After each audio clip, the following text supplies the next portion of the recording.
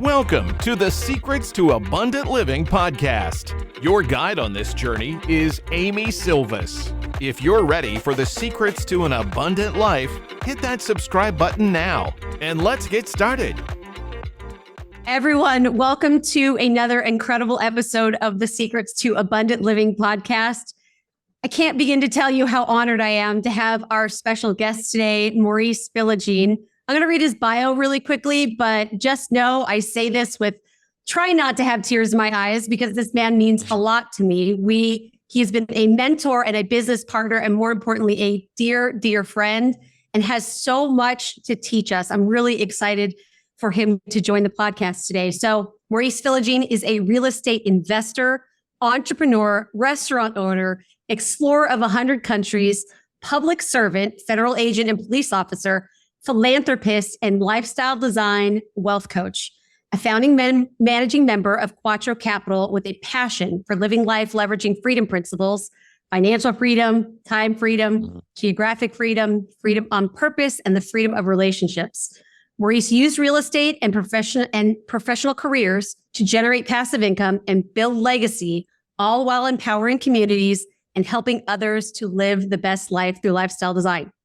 Maurice is based in Washington, D.C. and the Mediterranean region. Mo, thank you so much for joining. What up? This is incredible. Happy to be here. It is for me.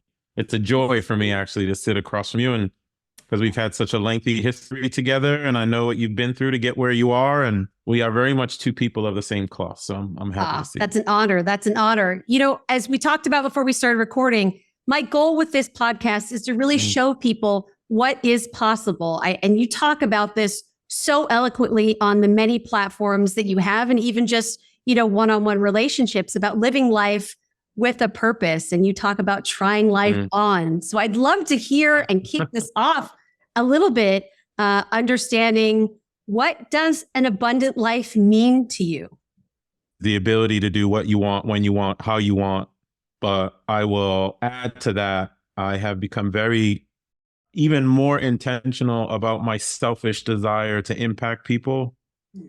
And I have this thing now that I say that when I die, we're all going to die. Like, I'm not afraid of it or whatever. But when I die, I want, hundreds of thousands, if not millions of people to be bothered by it.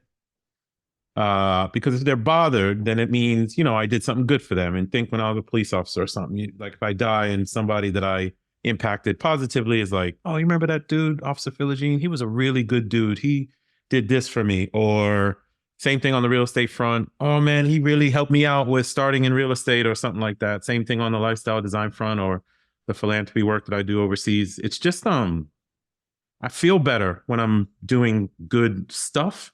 So that's abundant living to me. I am happy because I get to do what I want, when I want, how I want. And don't get me wrong, we all have responsibilities that we have to take care of. So it's not, flowers and roses every single day, but I have crafted a lifestyle that I do not need a vacation from. And for me, that's abundant living.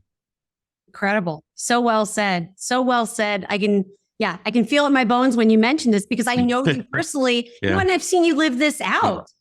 So I guess my next question for you, Mo, is really, a lot of us, you grew up in the U.S. I grew up in the U.S. Many of our listeners have, and we get this message from our culture, from society about what life should be like. And you talk about this incredible quote of, most men or women living life of quiet desperation. What gave you the inspiration to think that you could achieve this, to dream of a life that not that society told you had to live, but that you, Maurice Philogene, feel fulfilled by it and you have meaning with? The inspiration was really that trip that I took to France when I was 15 years old. Because I was a inner city kid, Haitian immigrant kid. My father sent me to France for 30 days. This is 1990. And I traveled around in an old 83 stick-shift Range Rover with my friend Matthew and his father. And Matthew was an exchange student who had stayed with me the previous year in 89.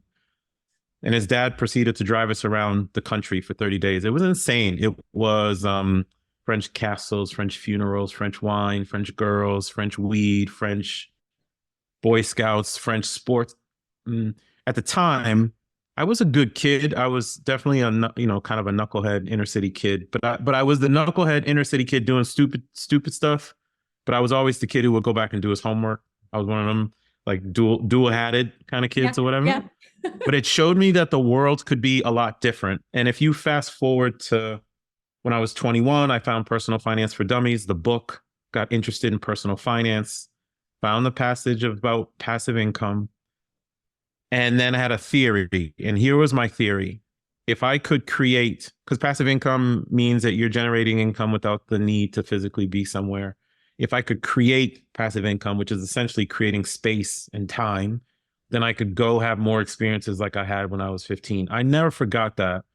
That was my motivation for going on this journey that I've been on for 27 years. I do say that people are living in quiet desperation because in 25 years of corporate and 22 years of military, I just saw people who were giving chunks of their lives away for missions that weren't theirs. And I don't think anything is wrong with executing some company's mission or something, but you got to be intentional about the pay you receive, what you do with it, or even like I did with Accenture, taking on roles that truly gave you life experience rather than just chasing a title out of default kind of thing, right?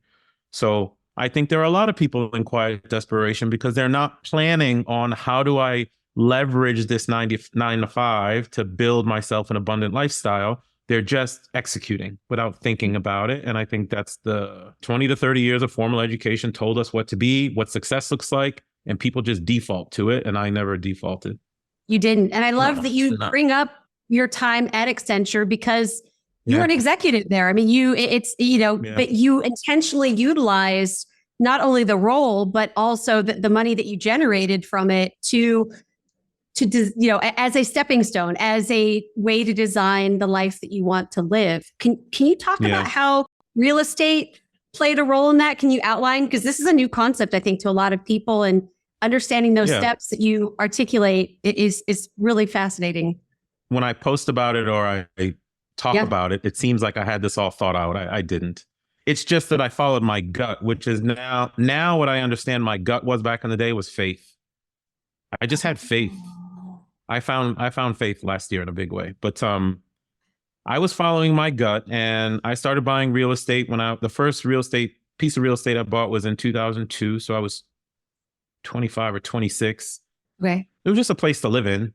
And then it appreciated by 30 grand in a couple months because it was at the beginning of the real estate boom from 2002 to 2007.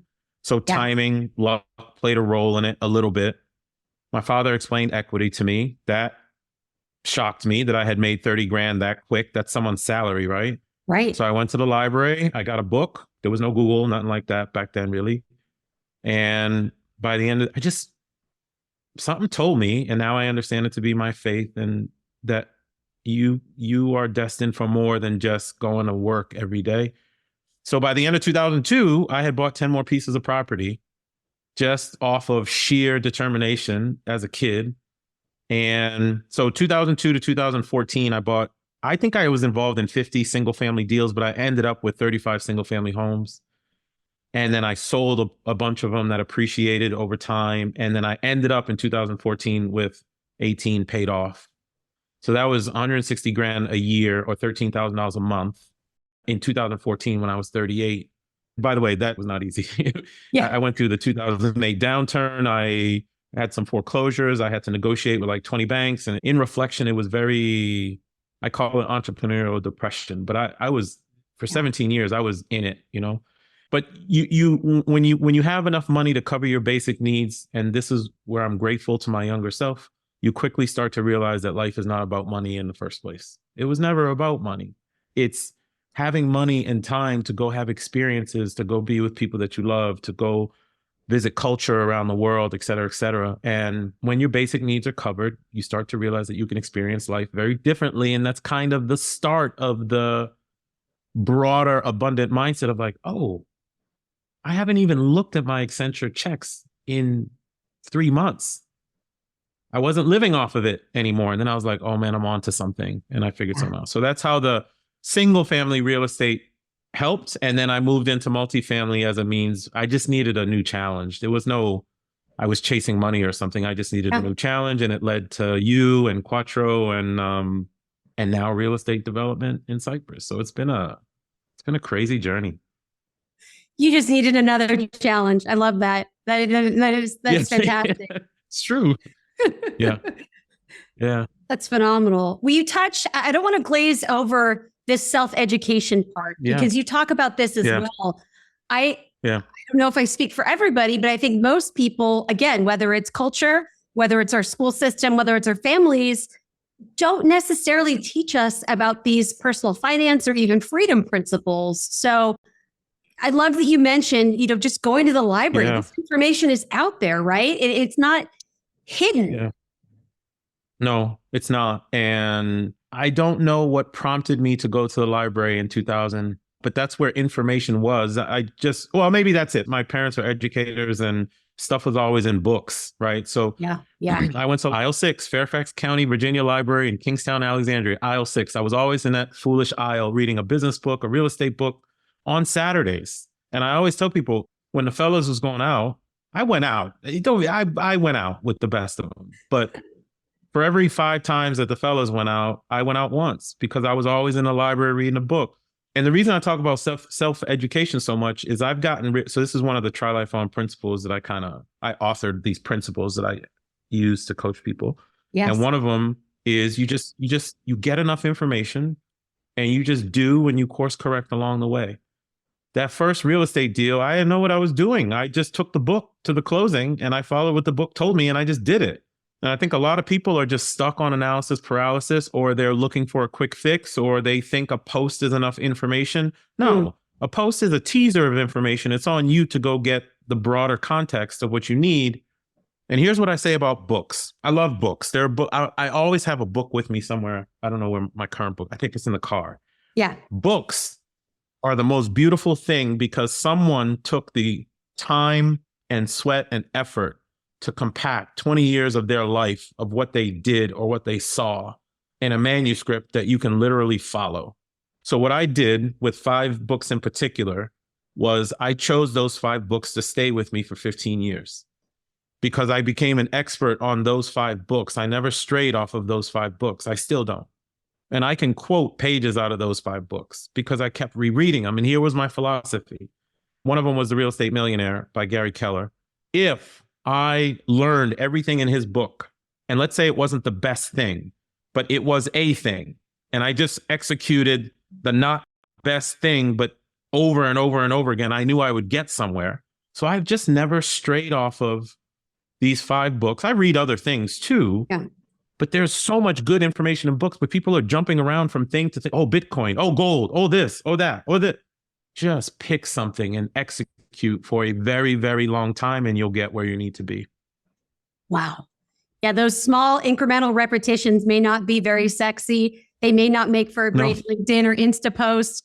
But gosh, do they add up? Do they compound? And they could end up being the great life of Maurice Philogene. That is so powerful. That is so powerful. That's the thing. And one more thing on the real estate front. When I was buying those single family homes, I was buying them and then using my paycheck systematically to try and pay them off along with equity that I was gaining from other ones. But, it was just kind of a slow rise for a little while from age 25 to about 38. But when I hit 41, madness happened. The compounding hit, because instead of buying 1 asset a year or 2 a year, I was buying like 1 a month. And I didn't even realize it. I was so used to just the system that these books had explained to me about buying assets and never selling them and keeping them plugged in. And I was like, okay, this is like 2018, 17, something like that. Yeah. I did like 8 deals, single family deals in a year. I think there was 2 multifamily in there. And I looked and I'm like, oh my God, my net worth just went nuts. But that's after 15, 16 years. You know what I mean? You can't just like, I want an abundant life, but let me just work at it for 1 month. It doesn't work that way. It's got to be years and years and years. Have you ever thought about having multiple streams of income? Instead of relying on just one stream of income where you're trading your time for money, how would you like to free up more of your time and live a more abundant life? As a listener of the show, you're invited to attend one of our upcoming trainings, where I'll give you an inside look into how you can add passive income and get all the other perks of recession-resistant real estate investing without the headaches of being a landlord. We'll also be sharing some hidden mistakes to avoid and the criteria I personally look for when evaluating potential investment opportunities. To reserve your seat for free, go to sylviscapital.com/webinar. Again, that special link to reserve your seat for free is sylviscapital.com/webinar. I look forward to seeing you on the training. And now back to the show. Thank you for that. Because as you mentioned, things just take time, especially if you're going to do them right. Yeah. They don't have to take a full lifetime. We definitely don't have to wait until we're 65, 70, or 75 to live life on our own terms, but it does take intentionality. Sure.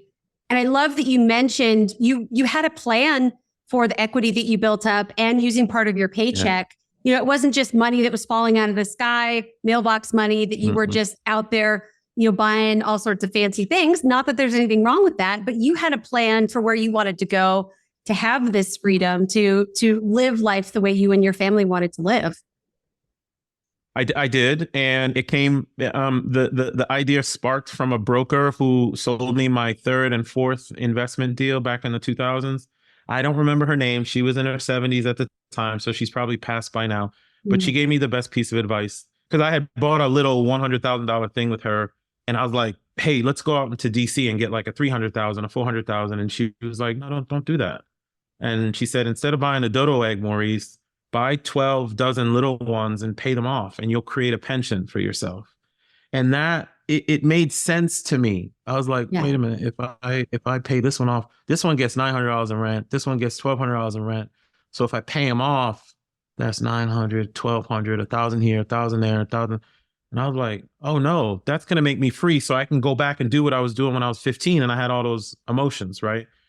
Yes. Yeah, it's just a plan as you go. But I will say, I didn't defer life. I was still traveling overseas. I was travel hacking. I was trying out for the NFL.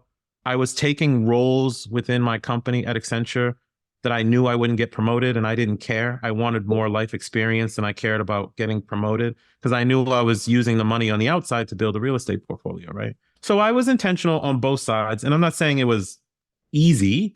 Nope. But my now 48-year-old self, who was no longer in the W-2 world, I left in November of 21. I left Accenture in November of 21, the police department, October of 21, and the military, October of 19. My now 48-year-old self is so grateful to my 26-year-old self, because whatever he was thinking about 48-year-old me. And the fact that I get to sit here on a Monday and you are my only substantial call today, purposefully. I don't want to be that busy anymore. So yeah, I'm grateful to him. I'm grateful. You got to be intentional. And one last thing on that, when I do talk to people now, they're like, oh, I'm late, I can't do anything. There is no late. If you're 45, then you're setting up your 66-year-old self. If you're 61, you're setting up your 75-year-old self. Yep. People are getting very edgy about, oh my God, I missed the boat, I guess I need to do status quo. No, you shift. Think about having an abundant life. Think about your version of success, not what society tells you is success. Yes. Don't worry about opinions of peers, neighbors, coworkers, and even your family, because that's going to keep you from going after your vision or whatever that may be. And you just do it. I believe this. You can honestly manifest whatever it is that you want. I've manifested a lot in my life, but that's because I tied a ton of emotion to it and then followed up with consistent action for years. And I'm still doing it. I have things in the hopper now that I've been working on for 7 years. They're not here yet, but I'm going to keep working on it. And take action and course correct. I quoted you, believe it or not, when husband Joel and I were hanging out this weekend. That resonated with me so much. No, because it really, no one talks about that, right? School is all about get the right answer. You better prepare. Oh my God. There are catastrophic consequences if you don't get it right the first time. Or the life of an entrepreneur, an investor, or someone that is designing their abundant life of, hey, you got to get out there. And believe it or not, if you don't get it right, you can course correct. I heard someone say on a podcast about a week ago that every flight that takes off is off course for its destination. Every single one. I don't know if that's true, but the analogy was fascinating to me. And several course corrections along the way happen in between when the flight takes off and when it lands. What a great illustration of what life can be like when you try life on, as you eloquently say. There's no successful person who has everything figured out. The difference is people who act and they're just Right. like, I don't know what I'm doing, but I'm just going to get this going and we'll see where it ends up, So people just got to take shots in life. The only thing I don't fear dying. I don't fear business meetings. I don't fear deals. I fear regret. I don't want regret. So I just do. So you mentioned your coaching. I know you do incredible things on that end. Can you tell us a bit more about kind of that design, how you help folks, maybe even some stumbling blocks that you help people commonly get over? I would just love to hear a bit of Mo wisdom in that respect, if you're willing to share. What I do with coaching, and it goes back to our common friend Trevor. When I was spending time with him as my coach, he articulated those 5 freedoms to me: time, freedom, financial freedom, geographic freedom to execute purpose, and building meaningful relationships.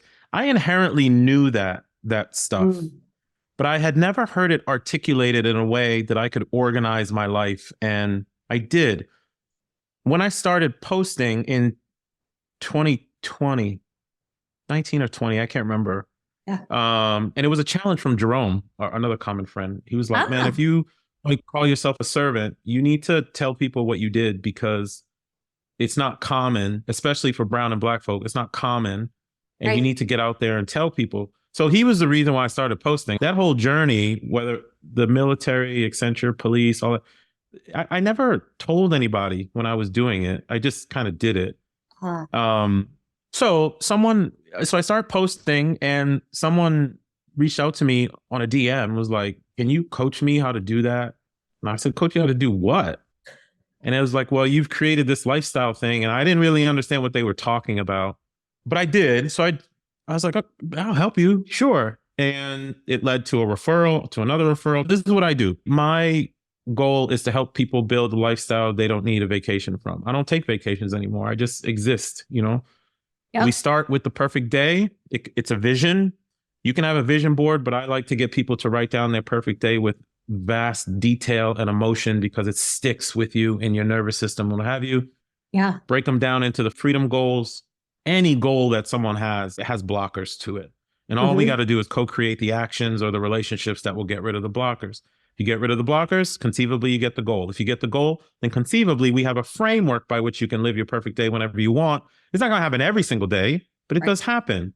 And I'm proof positive. Like, I'm sitting here with you now, and then on Wednesday, I'm getting on a flight to go to the Mideast because I can pick up this laptop and I can do podcast interviews or work on Quattro stuff or take care of my kids. I'll be right back because I'm travel hacking and I know how to get back, what flights. I'm so good at it. Now I'm going to fly through Jordan and take a 1:45 a.m. in the morning flight back. I'm just used to it. Yeah. A lot of people want to redo their lifestyle so they can plug into life more. And I'm so unapologetic about it. I could give a patootie about people's opinions and things of that nature. So sometimes it's not real estate. It's not about real estate. Sometimes people just need a virtual job. Sometimes people need to find a who versus thinking about the what forever. I'm not the best investor. I'm not the best restaurant guy. I don't know how to develop real estate in the Mediterranean, but I'm doing all of it because I found a who, someone who did. And I can add value to that person and find a way that way. But it's all about reorienting life to that person's version of success and reminding adults that we have the power, right, and ability to dream. We forgot how to dream. We just start wanting to become the executive VP. Where's the dream? Where's the thing that makes you feel good about life? So I've had students who've left the US, moved to different countries, quit corporate, started a business, quit their business, went back to corporate. It's whatever makes sense for that particular person. And I've just gotten very good at helping them reorient and then find the resources to make it happen in short order. Amazing. Just phenomenal, Mo. I love how many people you are impacting, and going back to the very beginning of this episode, without a doubt, there will be countless people when hopefully it's many, many decades from now, but when you leave this plane of existence and go on to the next, that will be very sad that you're gone because of how many people you've helped, myself included, including these listeners here. So unfortunately, we have come to the end of the podcast. Yeah. Thank you so much for being here. What is the best way for folks to get in touch with you, Mo? Yeah. So I'm very active on LinkedIn. So just Maurice Philogene on LinkedIn. Same thing for Instagram. Instagram, I just kind of show life stuff. I don't really talk too much, but Yep. trylifeon.com is my platform, my coaching platform, podcast platform. There are some media projects that are coming that'll be on the TV space soon, hopefully. And then Quattro Capital. So we're both associated with it. Quattro Capital is an add value real estate investment firm, private equity firm. The website is The Quattro Way, QUATTROWAY, thequattroway.com. And then honestly, the best way, if you want direct, because I always respond, is just maurice@trylifeon.com, and they can reach me there. But I just want to tell them, check out the podcast. I am not unique in that going after the style of life that I want. There are other people out there that I have found who've just, you know what I want to leave the listenership with? Please. I have a principle that I follow, and it is as follows. I'm not really interested in extraordinary people. And by that, I mean famous people, politicians, recognizable people. Like, I think that's great, but that's not my interest. My interest is finding ordinary people like you and me who are doing extraordinary things. Yeah. There are so many of us, and we tend to go after the name that shines the brightest or something. And what I pride myself on is finding ordinary people who are just knocking life out of the park. And that's on trylifeon.com. And you're going to have them on your podcast too. And I think people should be looking for different versions of success to emulate. And hopefully you bring more people on like that too. I love it. Mo, thank you again. You're a dear friend, a cherished friend. My pleasure. And I appreciate you taking the time today. Everyone, thank you so much for joining us on another episode. And definitely make sure to reach out to Mo. All of his contact info will be in the show notes. Have a good one, Mo. Thanks everyone for stopping by. Bye. Thank you for joining us on another episode of the Secrets to Abundant Living podcast. We hope you found inspiration and valuable insights that will empower you on your journey towards abundance. If you enjoyed today's episode, don't forget to subscribe, rate, and leave a review. Your feedback means the world to us, and it helps others discover the secrets to an abundant life too. Stay connected with us on LinkedIn, Amy Sylvis. Keep striving for your goals, nurturing your relationships, and embracing the adventure that is life. Until next time, we wish you an abundantly fulfilling day.